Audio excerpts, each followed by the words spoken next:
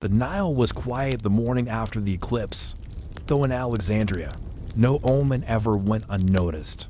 A sea mist clung to the palace columns like mourning cloth, and somewhere deep within the alabaster corridors of the royal compound, a queen sat alone beneath a bronze bust of her father, reading over a treaty written in her own hand, one that would one day become a curse. Cleopatra VII, last pharaoh of Egypt, daughter of the Ptolemies and high priestess of Isis, had wagered not only her throne, but the blood of centuries on the coiled promise of Rome. Her breath was steady, but her empire trembled like a temple, under siege in the years to come. Poets would argue over whether it was love or ambition that sealed her fate, but the truth heavier than myth lies buried in a series of choices made behind veils and velvet between silks and scrolls. She was no seductress dancing the flute song. She was a sovereign standing on the bones of dynasties, battling extinction with wit and ritual. This is not a tale of romance, but of reckoning. It is the story of a woman born into decline, who tried to outmaneuver history and failed, and yet in her failure, Cleopatra carved her name into the flesh of empires. This is Candle and Coffin. Let's uncover the forgotten truth beneath the ashes of history. Before we begin, let me know where you're listening from and what time it is there. I love seeing how far this story travels. The blood that ran through Cleopatra's veins was already ancient. By the time she was born, a coiled helix of Macedonian ambition and Egyptian divine right, 3 centuries before her first breath. Ptolemy I Soter, a general of Alexander the Great, had seized the breadbasket of the ancient world and crowned himself pharaoh, grafting Greek power onto Egyptian ritual, like a lion's head stitched to a serpent's tail. His descendants ruled from the marble halls of Alexandria with gold-crowned arrogance, calling themselves gods while their kingdom withered from within. Generation after generation, the Ptolemies turned on each other like wolves in a gilded cage. Brothers marrying sisters, mothers poisoning sons, kings blinded by their own kin. Power was a poisoned goblet passed from trembling hand to trembling hand. Cleopatra's own father, Ptolemy XII Auletes, had bought his crown from Rome with blood coin and cowardice, fleeing the throne when civil unrest threatened to swallow his reign whole. He returned only with Roman swords at his back, a puppet of foreign creditors ruling a proud people grown resentful and poor. It was into this world, a dynasty devouring itself, a kingdom dancing on a knife edge, that Cleopatra was born. She was not the first queen to wear the uraeus or speak to the gods, but she would be the last to believe it mattered. From her earliest years, she learned that survival in the house of Ptolemy required more than lineage. It demanded performance, precision, and the ruthless elegance of a serpent wrapped in silk. She was just 18 when the diadem was placed upon her brow, and already the storm had begun. Cleopatra VII ascended not in triumph, but under a canopy of knives, co-ruler in name with her 10-year-old brother, Ptolemy XIII, yet monarch in spirit from the moment she stepped into the council. Of the 30, her eyes, sharp as obsidian, read the air like scripture. Every whisper in the marble halls carried a threat. Every noble gesture masked ambition. Egypt was fracturing not only from within, but under the weight of Roman debt, famine, and creeping irrelevance, and so she spoke to the people not only in Greek, but in Egyptian, the first of her line to do so, invoking the gods of both Thebes and Athens, performing the rites of Isis with fire and dust on her palms. But language could not still the tides of war.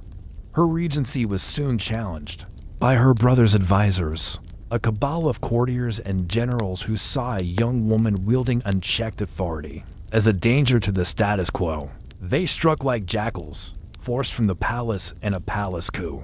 Cleopatra fled to the arid sands of Syria, exile biting at her skin while vultures circled the papyrus throne. But exile did not break her, it sharpened her. In the desert, she did not wait for fate to shift. She plotted her return with the cold mind of a strategist. And as news reached her that Julius Caesar, the Roman titan whose shadow stretched from Gaul to the Nile, had arrived in Alexandria in pursuit of his rival, Pompey, Cleopatra saw not an enemy, but a lever.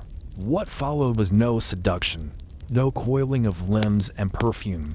It was a maneuver, calculated and daring. She would not wait at a gate or kneel at a threshold. She would be smuggled across enemy lines, wrapped in a carpet, and laid at the feet of Caesar himself, not as a supplicant, but as a queen who had already chosen the terms of her resurrection. It was night when she entered the palace, veiled in linen and silence, hidden within the coils of a Persian rug borne by a loyal servant, whose footsteps echoed like a heartbeat.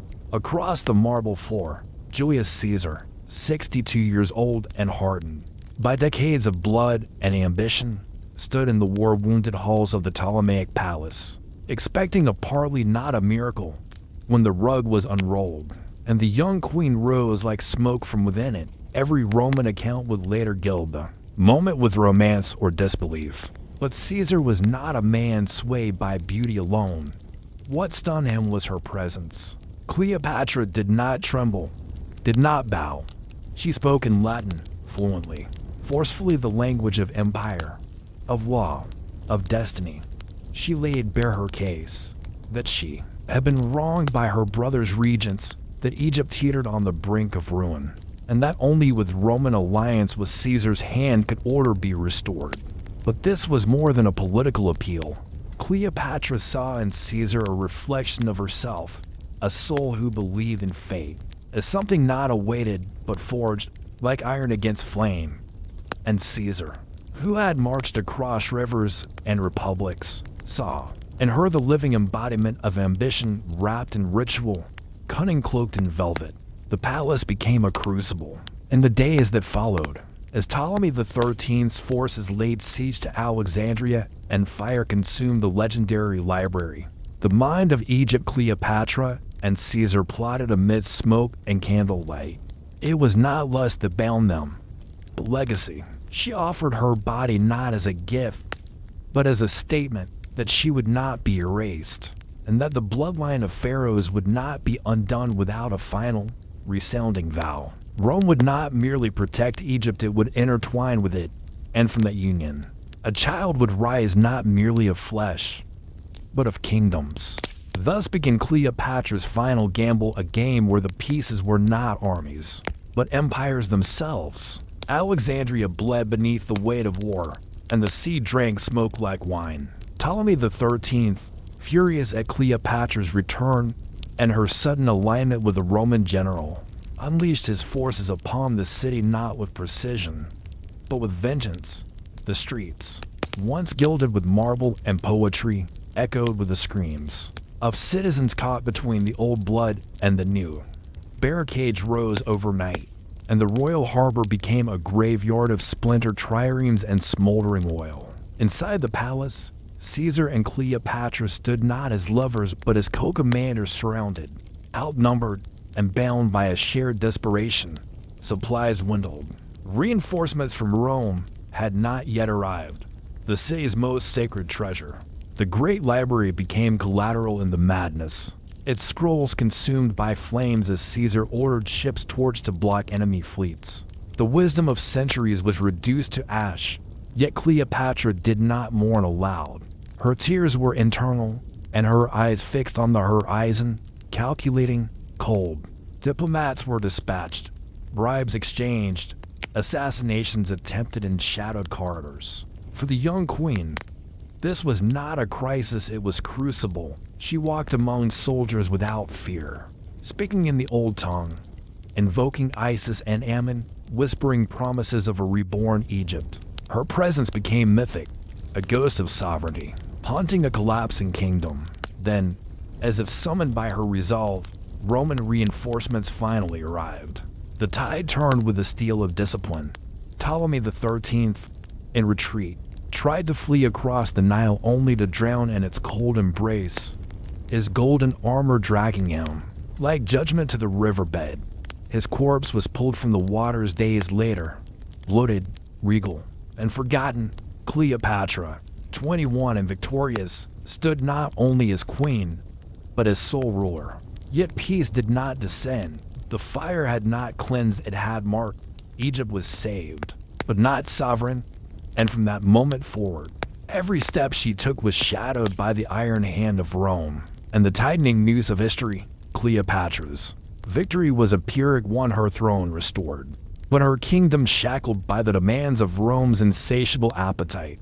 Julius Caesar, ever the pragmatist, understood that Egypt was a jewel too bright and fragile to be crushed outright. Instead, he offered a delicate bargain: protection in exchange for loyalty, influence wrapped in a velvet glove. In the grand halls of Alexandria, where the scent of incense mingled with the iron tang of war, Cleopatra and Caesar negotiated not merely territory, but legacy. Their union was formalized with ceremony, blending Egyptian ritual and Roman spectacle, a political marriage whispered in the tongues of gods and emperors. From this union was born Caesarion Ptolemy XV, a child who carried the weight of two worlds in his blood. Cleopatra proclaimed him the son of the divine Julius, the embodiment of both pharaoh and Roman conqueror, a living symbol of an empire's fragile truce. But beneath the gilded celebrations lay cracks. Rome's senators viewed Cleopatra with suspicion of foreign queen wielding power. Alongside their greatest general, rumors rippled through marble forums. Dark as the Nile at midnight, whispers of betrayal, seduction, and ambition too vast to contain. Caesar himself walked a razor's edge, balancing his love for Egypt's last queen against the jealousies of Rome's ruling class. Meanwhile, Cleopatra, ever the tactician, navigated her new world with fierce intelligence, speaking Latin, mastering Roman customs, and securing alliances among Egypt's elites and foreign powers alike. She was no mere consort. She was a sovereign remaking her destiny, wielding the legacy of centuries with every measured step. Yet even as the sun set on their shared reign, shadows lengthened, the seeds of tragedy sown beneath triumph's bright light. For Cleopatra's gamble had drawn the gaze of more than one empire, and the wheel of history turned inexorably toward war. The marble halls of Rome, once echoing with the triumphant footsteps of Julius Caesar, grew cold and silent beneath the shadow of betrayal. On the Ides of March 44 BCE, the daggered hands of senators, driven by fear and envy, ended the life of the man who dared reshape the republic into an empire. Cleopatra, far from Rome but tethered by blood and alliance, received the news like a shattering thunderclap, a storm tearing through the fragile fabric of her newfound world. Caesar was more than a lover. He was a god-king in the making, the fulcrum on which her empire balanced precariously. His death sent ripples through Alexandria's marble columns and Egypt's desert sands alike, thrusting Cleopatra into a labyrinth of uncertainty. The power vacuum in Rome erupted into chaos. Mark Antony, Octavian, and Lepidus carved the republic's remains like vultures at a feast, their ambitions clashing with violent intent. Cleopatra, whose survival depended on cunning and alliance, recognized the peril and promise in the rising tide of Antony's favor. She dispatched envoys with gifts of gold and promises whispered beneath the stars, intent on securing Egypt's future through a new bond. Yet, the political theater of Rome was ruthless. The lines between friend and foe blurred by ambition's smoke. Cleopatra, already tested by exile and war, now faced a Roman tempest more dangerous than any sword. Her empire's fate hinged on a gamble more perilous than any before: to embrace Antony's volatile passion and power, or to retreat into the shadows of history. The queen who once wrapped herself in silks and scrolls now stood poised on the edge of empire, where love, politics, and war converged in deadly embrace. The meeting between Cleopatra and Mark Antony was not merely a union of two individuals, but a collision of two worlds on the cusp of ruin and rebirth. In the summer of 41 BCE, the air hung heavy with the scent of myrrh and the distant roar of the Nile's eternal flow, as Cleopatra sailed down the river on a barge fit for a goddess draped in purple silk and gold. Her presence as commanding as the gods who watched from temple pediments. Antony, the Roman triumvir, war-hardened yet vulnerable, beheld her not with the detached eye of a politician, but with the raw hunger of a man, caught in the tides of fate.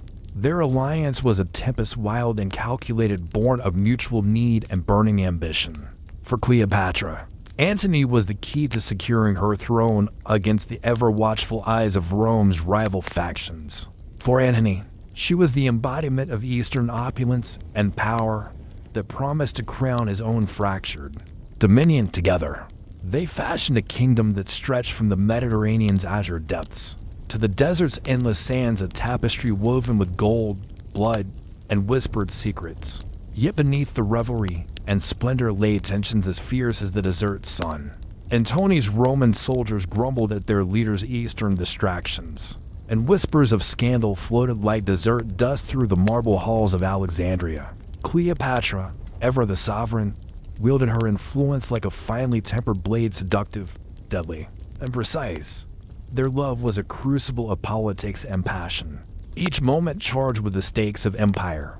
As they danced on the edge of history, the world watched, breath held, for the inevitable reckoning to come, a reckoning that would decide not only their fates, but the destiny of the ancient world itself. While Cleopatra and Antony wove their kingdom from silk and sword, Rome itself was reshaping beneath the iron fist of Octavian, the young and relentless heir of Julius Caesar's legacy. In the marble corridors of power, whispers spread like wildfire of decadence in Alexandria, of a foreign queen ensnaring a Roman general, and of a threat that could unravel the fragile peace painstakingly forged after years of civil war.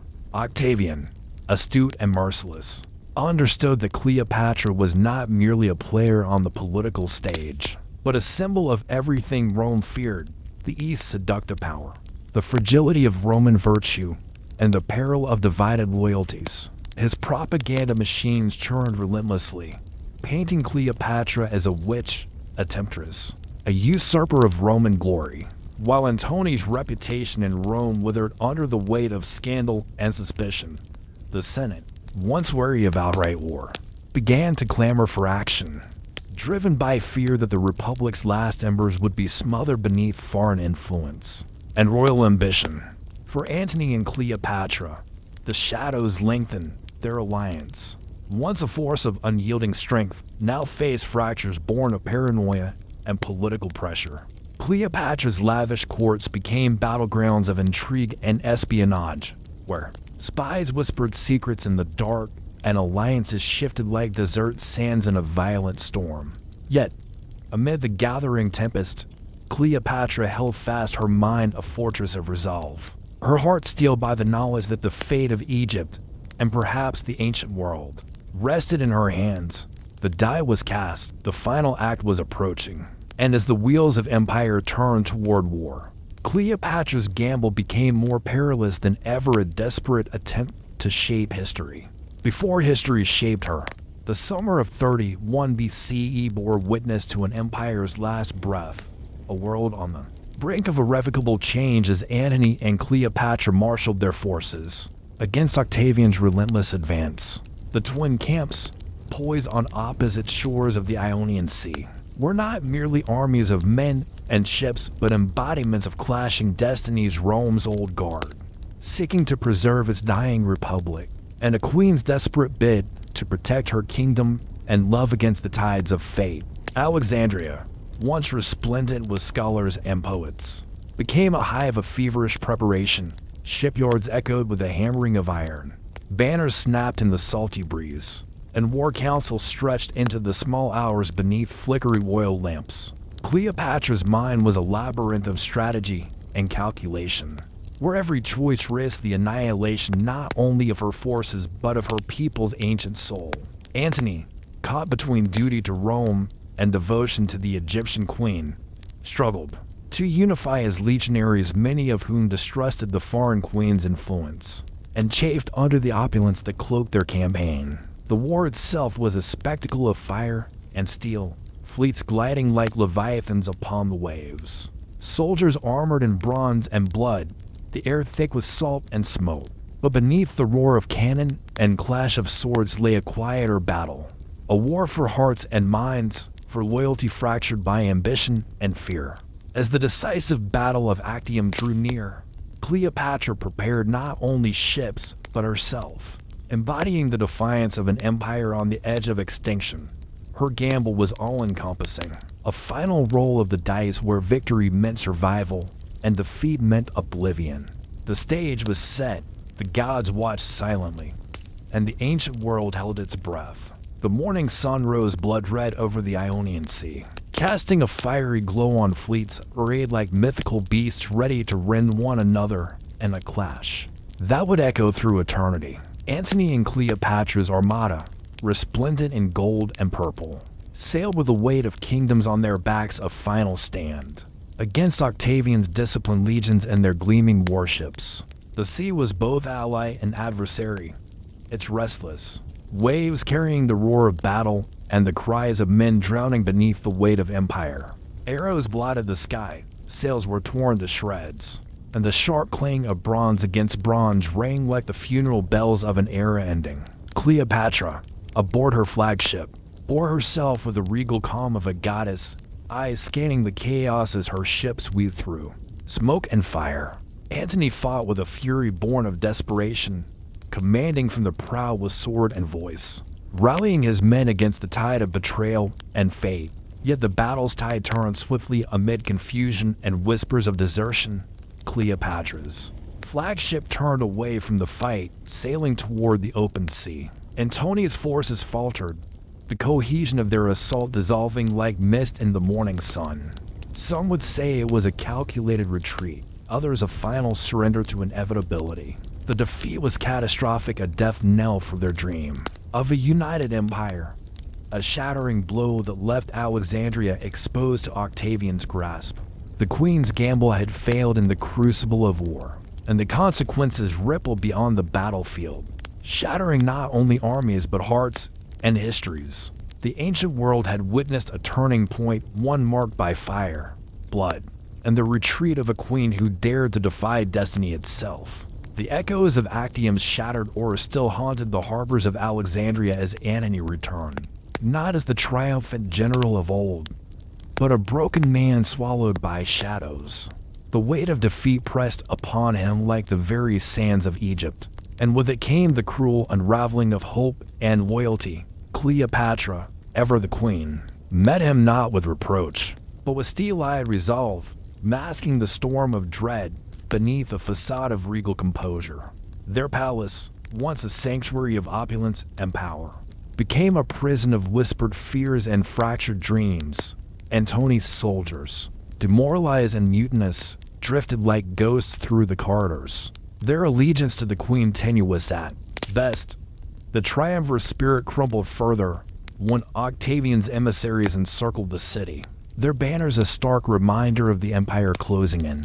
As the walls of Alexandria began to tremble under siege, Antony's despair became palpable, a man torn between the remnants of honor and the inexorable tide of ruin.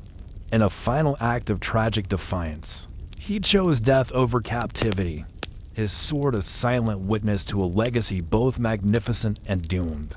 Cleopatra, left alone to navigate the ruins of her world, faced a choice heavier than any crown: submission to Rome's conqueror or a last stand that would etch her name forever into history's indelible ink. In the quiet moments before dawn, as the city held its breath, she prepared for her final gamble, a testament to power, pride, and the unyielding spirit of a queen who refused to be forgotten.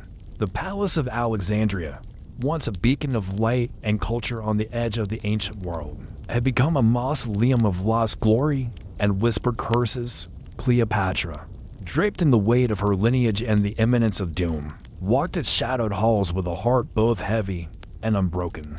Rome's legions had breached the city's walls. Octavian's triumph was certain, yet, in the face of this inevitable end, Cleopatra crafted her final act with the precision of a master playwright, refusing to be paraded through Rome as a trophy. She summoned the old gods and the ancient rites, calling upon Isis, Hathor, and the ancestors who had shaped Egypt's fate for millennia. According to the chroniclers, she chose death on her own terms, a sovereign's last stand against the erasure of her kingdom and spirit. The serpent, that ancient symbol of both death and rebirth, is said to have been her companion in those final moments, the asp's silent kiss sealing the fate of the last pharaoh.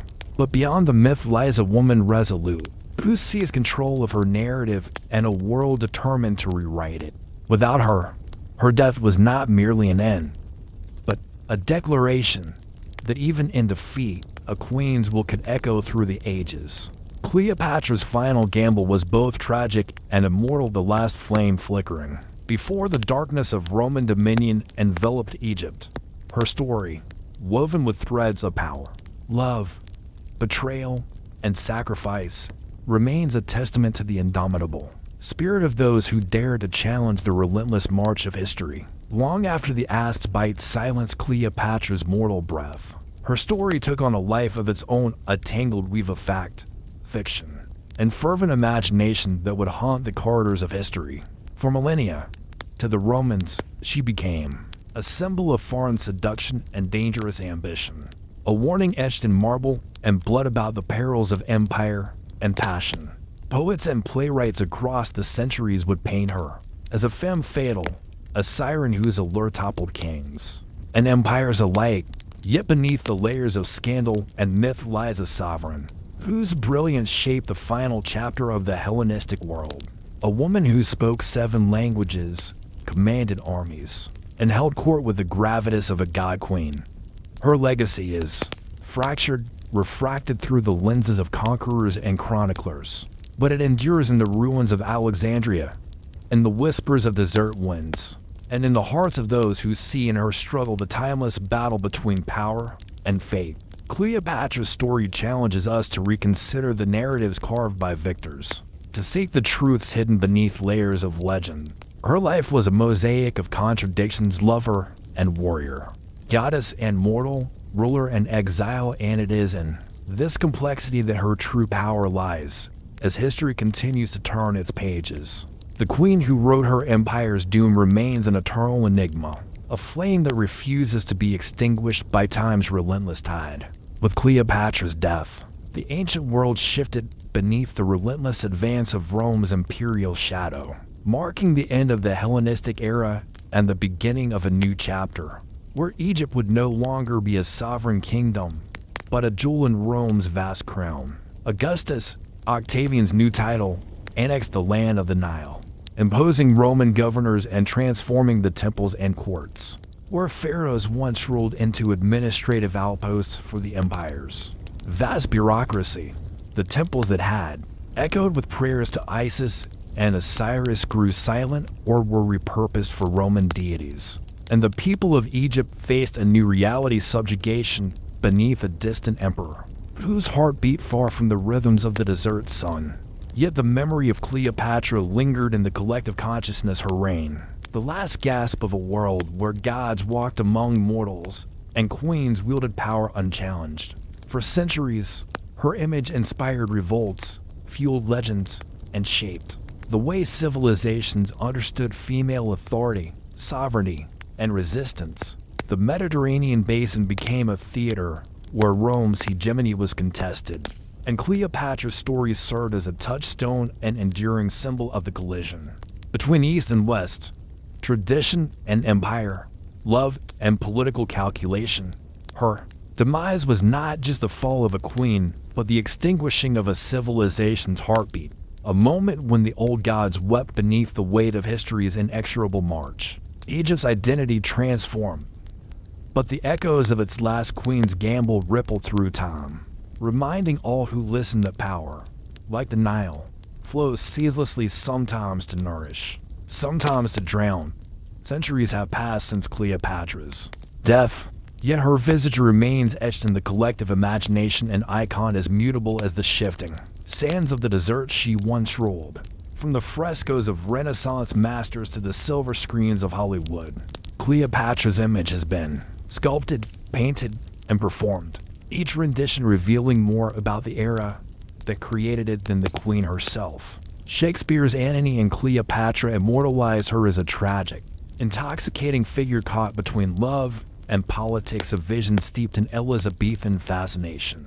With power and gender in paintings, she is alternately rendered as a sultry temptress, a regal sovereign, or a symbol of exotic otherness. Her identity refracted through the biases and desires of artists long removed from her time. Film adaptations have further complicated her mythos, blending spectacle with stereotype, often prioritizing romance over reality, beauty over brains, seduction over strategy. Yet beneath these layers of myth, historians and scholars continue to uncover fragments of the real woman, a polyglot, a shrewd diplomat, a ruler fluent in the language of power and survival. Cleopatra's enduring allure lies in this tension between fact and fiction. A queen who transcends her mortal bounds to become a mirror reflecting the hopes, fears, and fantasies of countless generations. She challenges us to question how history is told and who holds the pen, inviting a deeper understanding of a woman who was far more than the sum of her legends. To understand Cleopatra is to peer into the mind of a ruler forged by necessity, ambition, and the relentless tides of history. She was not merely a figure of regal pageantry, but a strategist, whose intellect matched the great statesmen of Rome and Egypt alike. Fluent in at least 7 languages, versed in philosophy, astronomy, and medicine, Cleopatra navigated a world dominated by men with the deftness of a master tactician and the grace of a practiced diplomat. Her ambition was not the reckless lust for power often ascribed to her, but a calculated pursuit to preserve her dynasty and culture against overwhelming forces. She balanced the delicate art of alliance and opposition, knowing when to wield charm and when to command armies. Yet beneath this steely exterior lay a woman of profound contradictions, fiercely loyal yet pragmatic, passionate yet reserved, confident yet burdened by the weight of expectations that stretch back to the gods themselves. The psychological portrait that emerges is one of resilience in the face of near impossible odds. A queen who bore the loneliness of sovereignty and the peril of love intertwined with politics. Cleopatra's mind was a crucible where survival and vision collided, shaping choices that echoed far beyond her lifetime. She embodies the eternal struggle between destiny and agency, a reminder that history's greatest figures are often both architects and prisoners of their own designs. Cleopatra's reign, often overshadowed by romance and intrigue, was also marked by calculated military strategy and fierce campaigns that sought to preserve her kingdom's fragile sovereignty. Unlike many rulers who relied solely on brute force or foreign alliances, she understood that survival in a world dominated by Rome required adaptability, cunning, and an intimate knowledge of both land and sea. From her early years, Cleopatra cultivated alliances with neighboring kingdoms, orchestrating diplomatic marriages and fostering mercenary support to bolster Egypt's defenses. Her partnership with Julius Caesar was not only political but strategic. His military acumen provided the backbone for Alexandria's defense during the siege against Ptolemy XIII, later with Mark Antony. The siege against Ptolemy XIII, later with Mark Antony. She financed and manned fleets that challenged Octavian's forces, deploying warships with agility reminiscent of the pharaohs. Ancient naval traditions, Cleopatra also leveraged psychological warfare, using propaganda and spectacle to inspire loyalty among her people and sow discord among enemies. Her court became a center for intelligence gathering, where spies and informants whispered secrets that could tip the balance of power. Yet her military endeavors were not without flaws. Stretched resources, internal dissent, and the overwhelming might of Rome's legions ultimately constrained her ambitions. Despite this, Cleopatra's campaigns reveal a ruler deeply engaged in the art of war, one who refused to be a passive figurehead, instead taking command of her destiny on the battlefield as much as the throne. Her legacy in military affairs challenges the simplistic narratives of a seductress queen, and instead paints the portrait of a sovereign who wielded sword and strategy with equal mastery. Cleopatra's Egypt was not merely a kingdom clinging to ancient traditions, but a vibrant nexus where Greek, Egyptian, and Roman cultures intertwine in a complex dance of identity and power. Alexandria itself stood as a testament to this fusion, a city of towering libraries, bustling harbors, and grand temples. where Hellenistic philosophy mingled with Egyptian ritual beneath a Mediterranean sun. Cleopatra, fluent in the languages and customs of this mosaic, embodied the convergence of worlds. She presented herself as both the Greek Ptolemaic monarch and the living goddess Isis, bridging the spiritual and political divides that could have fractured her realm. This synthesis was more than symbolic, it shaped governance, art, religion, and diplomacy. Egyptian priests and Greek scholars debated theology, while Roman merchants navigated the city's labyrinthine markets. Cleopatra's court hosted poets and philosophers even as it negotiated the precarious balance of power between her realm and the sprawling Roman Republic. Yet this fusion also bred tension, as traditionalists resisted Roman influence and Greek elites eyed Egyptian customs with suspicion. Cleopatra's genius lay in navigating these fault lines, crafting an identity flexible enough to command loyalty across diverse peoples, while asserting her singular authority. The cultural crossroads of her reign reflect the broader story of an ancient world in transition, where empires rose and fell, and where the legacies of civilization were rewritten in the interstices between conquest and coexistence. In this crucible of cultures, Cleopatra's Egypt flickered briefly, a luminous but fragile beacon of hybridity and hope before the shadow of empire swallowed it whole. Cleopatra's story is a tapestry woven with threads of power, sacrifice, ambition, and resistance, a narrative that refuses the simplicity of myth and demands a reckoning with the complexities of human destiny. She was a queen who danced on the razor's edge of empire, whose every choice echoed across continents and centuries, who bore the unbearable weight of history in her gaze and the unyielding fire of survival in her heart. Her final gamble was not merely a political maneuver, but a testament to a spirit that refused to be extinguished, a flame flickering defiantly against the dark tide of conquest. Cleopatra's life and death invite us to confront timeless questions. What price does power demand? How do love and ambition intertwine to shape fate? And what remains when empires crumble and queens fall silent? Her legacy lingers not only in the ruins of Alexandria or the scrolls of Rome, but in the human struggle to carve meaning from chaos, to assert identity in the face of erasure, and to resist the inexorable currents of history. As we close this chapter, we are reminded that the stories of those who dared to challenge their worlds are the ones that continue to illuminate our own. If this story moved you, subscribe for more untold histories that shaped our world.